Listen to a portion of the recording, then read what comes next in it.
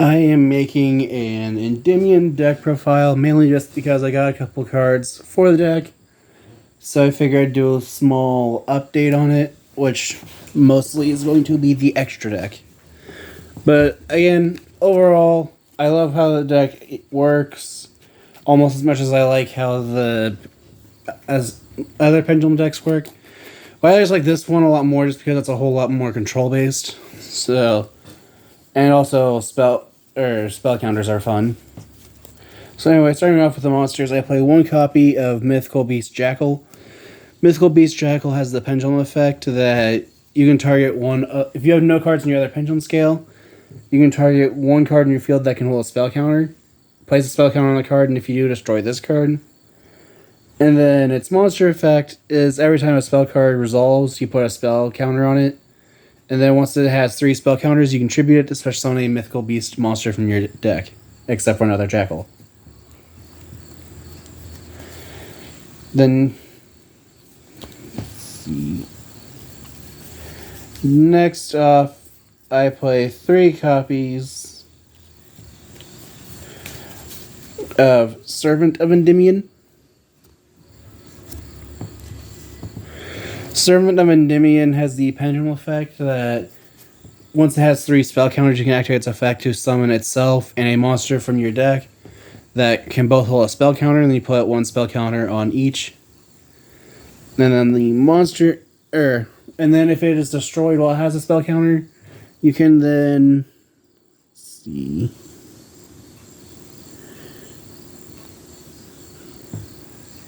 Okay, when it's destroyed while it has a spell counter, you can then place it back in your pendulum scale and then give it the same number of spell counters it had when it was destroyed. And then, what's the rest of the monster effect? It can attack directly when it has a spell counter. And then you can discard a card, place spell counter on. Okay, and then during your opponent's turn, it has the quick effect of being able to discard a card to place a spell counter on every card you control that can hold a spell counter. But those effects usually aren't used, as normally you're going to have this be returned to your hand with Endymion's effect.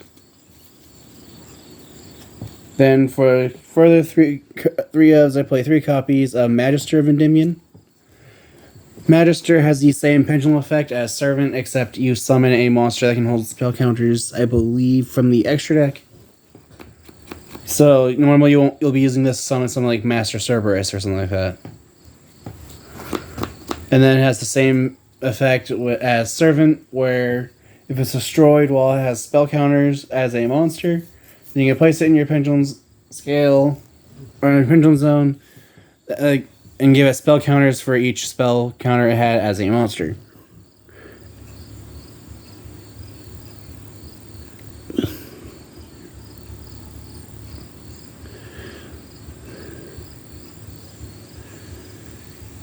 And then Endymion Magister can then, during your opponent's turn, remove 3 spell counters from your field to then summon a monster from your deck that can hold spell counters. Again, those effects aren't really used, as they're mainly just there for Endymion's negation effect. Next, I play 1 copy of Mythical Beast Garuda. Mythical Beast Garuda is more of a hand trap in this deck, as it is able to... Where's the effect that matters? I can't remember exactly what it is. Okay, so basically if your opponent normal or special summons a monster, you can remove 3 spell counters from your field to summon this card and then return that summoned monster back to their hand. Then I play 2 copies of Aether, the Evil Empowering Dragon. Aether just has the effect that when it's normal or special summoned, you can target 1 monster on the field and banish it. So I just like this card because if it's just keeps getting... If it keeps getting destroyed, every time it's destroyed, you can just pendulum summon it back and then be able to banish something. So, for that reason, I like Aether, the Evil Empowering Dragon. And then, for more of the control cards, I play 3 copies of Mythical Beast Jackal King. Jackal King has the effect that once per turn, you can remove You can remove 2 spell counters from your field to then negate your opponent's activated effect monster's effect and then destroy it. And then every time a spell card resolves, it gets 2 spell counters. And then its pendulum effect is while you have no cards in your other pendulum scale, you can destroy this card, and if you do, special summon a mythical beast from your face-up extra deck, except for Mythical Beast Jackal King. And you can only use this effect of Mythical Beast Jackal King once per turn. Next, I play 3 copies of Reflection of Endymion. Reflection of Endymion has the effect that... Or it has the same pendulum effect as Servant and Magister, except it can summon from, I believe, the hand. Yep. And then you place a spell counter on both. And then the monster effect, as far as I remember, does not matter that much. So the way Reflection's monster effect works is that you can only special summon Reflection of Endymion once per turn. And then you can target 1 card your opponent controls and 1 card you control that has a spell counter to then bounce both cards back to the hand. And then Reflection gains spell counters equal to the number of spell counters the returned card had. And then if Reflection of Endymion is destroyed while it has spell counters, then you get to add 1 Endymion card from your deck to your hand. Speaking of Endymion, I also play 3 copies of Endymion, the Mighty Master of Magic. Endymion, the Mighty Master of Magic, has the pendulum effect that you can remove 6 spell counters from it to then summon it and then place spell counters on every monster card on the field that can hold a spell counter. And then you can destroy cards your opponent controls up to the number of spell counters you placed. And then the monster effect lets you return one card on your field to your hand that has spell counters to negate an opponent's spell or trap activation or effect, destroy it, and then Endymion gains that many spell counters that card had. So if you have a Reflection or Servant that has 1 spell counter, then you return Servant to hand, and then Endymion will get 1 spell counter. And then while Endymion has a spell counter, Endymion cannot be... What was it? I remember it's some kind of protection. Let's see... It cannot be targeted or destroyed by opponent's card effects. And then when it's destroyed by battle while it has a spell counter, you can add a spell card from your deck to your hand, which I honestly think is hilarious that this can technically search things like Harpy's Feather Duster, Monster Reborn, Raigeki, which I think is hilarious. Next, I play 2 copies of Mythical Beast Master Cerberus. Mythical Beast Master Cerberus has the pendulum effect if you control no cards in your other pendulum zone. You can destroy this card, and if you do, add a level 7 or lower Mythical Beast effect monster from your deck to your hand. And you can only use that pendulum effect in Master Cerberus once per turn. And then the monster effect is each time a spell card is activated, it gets 2 spell counters when it resolves. And then once per turn, you can remove 4 spell counters from your field. So then banish 1 monster your opponent controls, and then Master Cerberus gains that monster's attack point until the end of the turn. And I believe that's it. Yep. And then for a support engine I play 1 copy of Assault Beast and 3 copies of Psyreflector. Psyreflector has the effect that when it's normal or special summoned, you can then add a Assault Mode activate or monster that mentions it from your deck to your hand. And then Assault Beast you can discard to then add an Assault Mode activate from your deck to your hand. And then Psyreflector can also let you reveal a Assault Mode activate from your hand. Or you reveal an Assault Mode activate that's in your hand, summon a monster from your grave that mentions it, and then you can increase or decrease, or you can change its level to anything from 1 to 7. So usually what you do is you summon this, get the Assault Beast, discard Beast, get Assault Mode activate, reveal Assault Mode activate, summon back Beast as a level 7, and then tune for a level 8 synchro. The other option is you can use it for link fodder. So if you need to, you can just use them to summon a Nightmare and then discard the Assault Mode activate for that Nightmare's effect. And then because I am playing Assault Mode cards, I also play 1 copy of Stardust Dragon Assault mode. This can only be summoned off when Assault mode activate, but it has the same protection effect as Stardust Dragon. And then if Stardust Dragon Assault mode is destroyed, you can special summon a Stardust Dragon from your extra deck. From your graveyard. And then finally for the monsters, because I felt like being funny, I also play one copy of Earthbound Immortal Kokopakapoo. I just thought it'd be funny to play a deck that plays both Signer Dragons and Kokopakapoo. And figured since I was playing Stardust, I had also played the Earthbound Immortal that was opposing Stardust. In this case, Kokopakapoo. But there's no field spell, it self-destructs. It can attack your opponent directly, but it can't be attacked by your opponent. And then if it destroys a monster in battle, your opponent takes damage equal to that monster's original attack. And you can only control one Earthbound Immortal. Which, I really hope eventually Konami releases support for Earthbounds that makes it so that you can control more than one.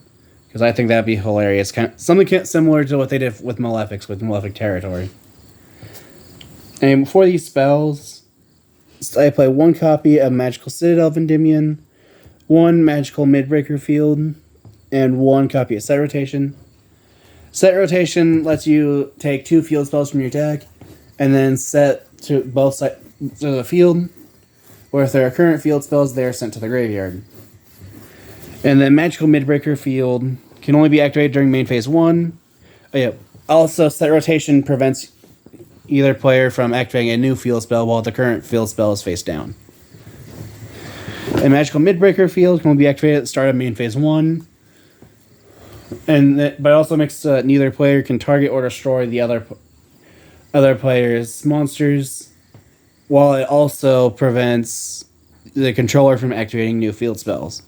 So usually this is what I'll give my opponent, and I'll give myself like Magical Citadel of Endymion or one of the other field spells I'll get to later. And then Magical Citadel of Endymion is basically in this deck just because it can hold spell counters, so extra spell counters. Because most of the monsters in this deck don't need to remove spell counters from themselves as much as from the field. And then, that was the other thing, Magical Citadel of Endymion can remove spell counters from itself for when you activate the effects of monsters that remove spell counters. So like if you have Citadel with 1 spell counter, but Servant with 2, you can use Servant's effect by removing 2 from Servant and 1 from its Citadel. Then for 2 spells, I play 2 copies of Pot of Desires. This lets you bench top 10 cards or draw 2. This is the only deck I play Pot of Desires in because you play almost 3 of everything and it's a decent draw card. Although the only change I can think of at the moment that I would change is I would take out the Assault stuff and Earthbound Immortal Kokopakapoo for Ashen Imperm. Next, I play 3 copies of Secret Village of the Spellcasters. This just makes it so that if you control a spellcaster and your opponent doesn't, then your opponent can't activate spell cards. But if you don't control a spellcaster, then you cannot activate spells. Next, I play 3 copies of Spell Power Mastery. Spell Power Mastery lets you add an Endymion card from your deck to your hand, and then you can place spell counters on the field up to the number of Spell Power Grasps and Spell Power Masteries in your graveyard plus 1. And you can only activate 1 Spell Power Mastery per turn. Then next, I play 3 copies of Time Tiring Morganite. This is another card I've honestly considered taking out, which if I do, I'll just toss in like a Monster Reborn and 2 copies of Triple Technics Talent. But this card basically makes it so that you get 2 normal summons per turn. You get to draw 2 cards during your draw phase instead of just 1. However, you cannot activate monster effects from your hand, which that just means you can't use Garuda's effect in hand. But Time Tiring Morganite also has the grave effect that you can banish 1 from your grave. You can banish this card from your grave and discard 1, so that you can then make it so your opponent can activate cards or effects to the normal summon of a monster.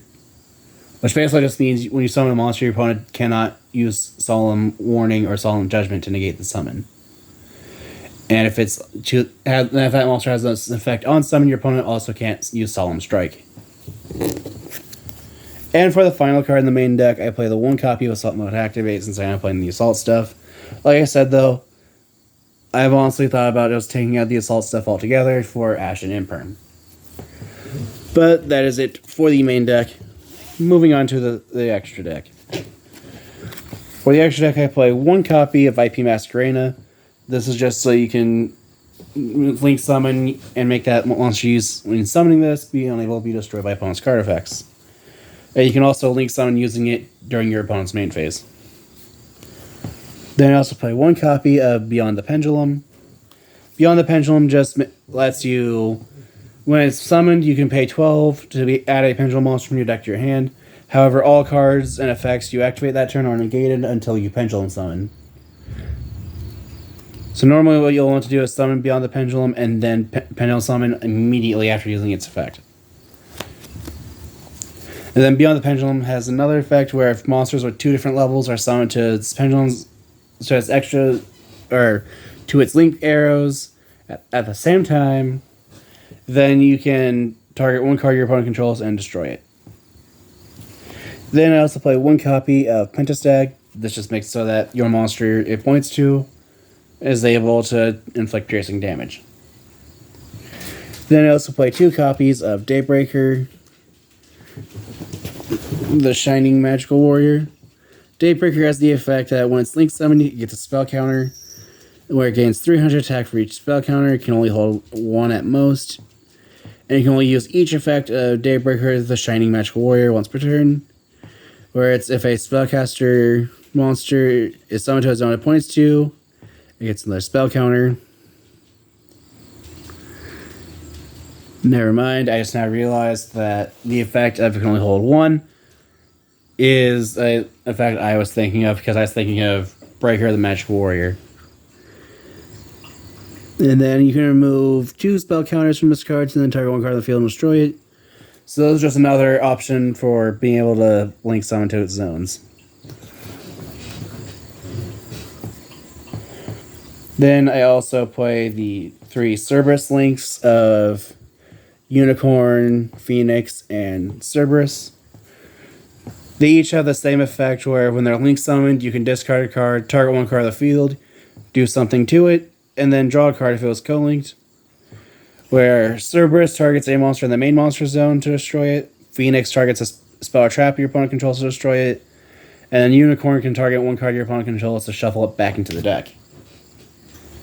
And then they also have additional effects where Cerberus prevents it and any co-linked monsters from being destroyed in battle, and by card effect.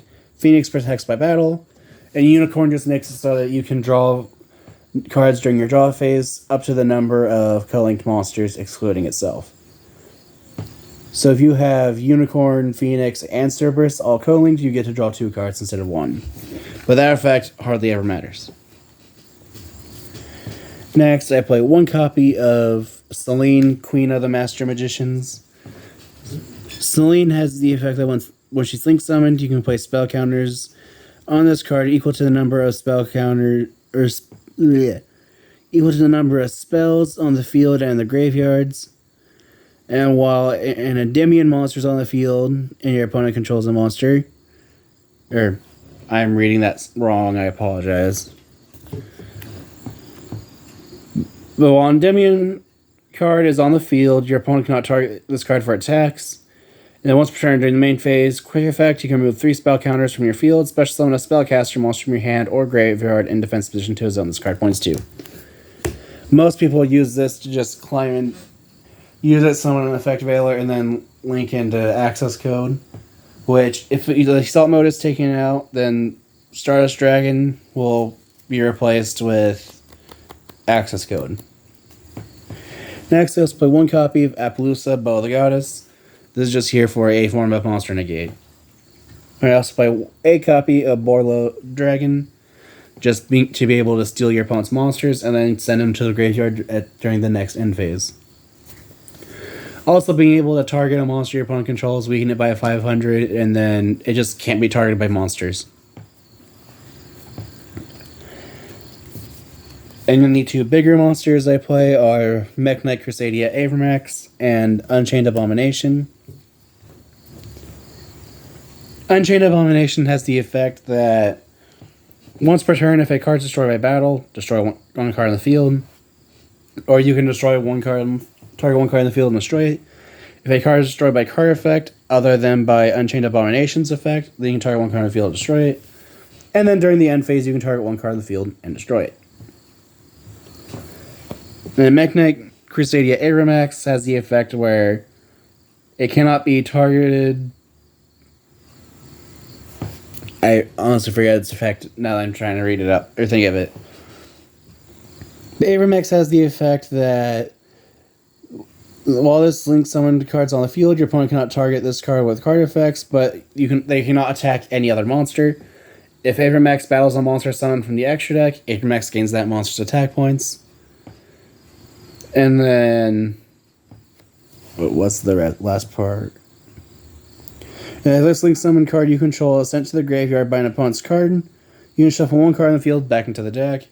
Which I also like it because if your opponent does deal with it, it's non-targeting removal. The only thing that I will mention though is that Avramax does require 2+ monsters summoned from the extra deck. So that doesn't mean things like you can use any Fusion, Synchro, XEs, or Link monster. That means they have to be summoned from the extra deck. So you can't, so like in Live Twin, you can't just summon one Link 2, have it summon the other one from the graveyard, and then go straight into this. They both have to be summoned from the extra deck.